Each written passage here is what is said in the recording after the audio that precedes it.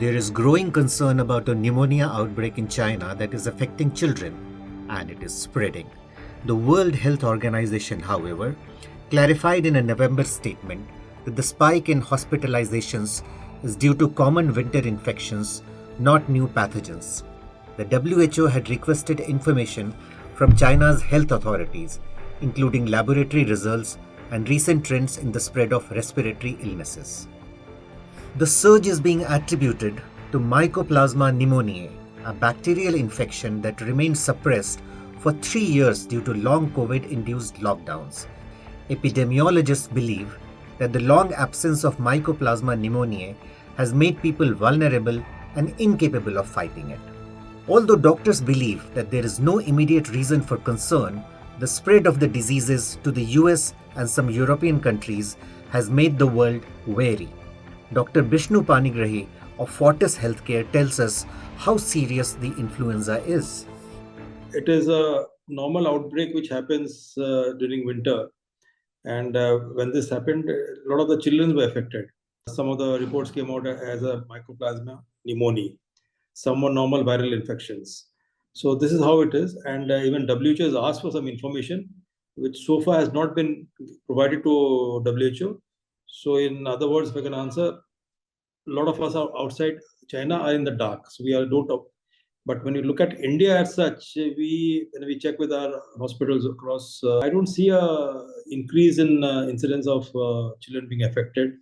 Normal viral that happens during this time in November, December, that's happening, that's all.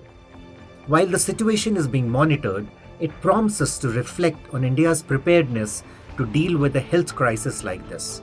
Dr. Panigrahi and virologist Shahid Jamil emphasize on intensifying vigilance and preparedness to deal with respiratory illnesses. Number one, we have to be vigilant. See, there's no substitute to vigilance. The pneumonia patients, they do have the cultures taken. So far, there's no sort of a thing that which should scare us. We shouldn't be pressing the panic button. The other is proper hospital care and making sure that healthcare systems are ready. Where we really took a very big hit during COVID is our hospitals were not prepared. Medical practitioners believe India has made substantial progress in healthcare since the COVID-19 pandemic. The government has increased the healthcare budget, prioritizing the low socioeconomic segments. In September this year, Union Health Minister Mansukh Mandavia had said that by 2025, India aims to increase its healthcare expenditure to 2.5% of the GDP. However, state health spending declined relative to the GDP after the pandemic. Combined health spending by the centre and states fell from 1.23% in FY21 to 1.19% in FY23. It is projected to slip further to 1.17% in FY24, say reports. One of the reasons for this dip is the GDP's growth outpacing healthcare spending after adjusting for inflation and population growth. Analysts also point out that a part of the state health spending has stopped after the introduction of the centre's Ayushman Bharat insurance program. This could have serious implications during a healthcare emergency. Equitable access to healthcare services for all citizens, particularly for those at the lowest economic stratum, remains a chimera. Medical practitioners emphasize the importance of sustained efforts in surveillance, early detection, and a robust response mechanism to tackle outbreaks. A step in that direction could be public-private partnerships. So building on public-private partnership more will be a good thing, because see, just expecting everything for the government to do is not the right thing.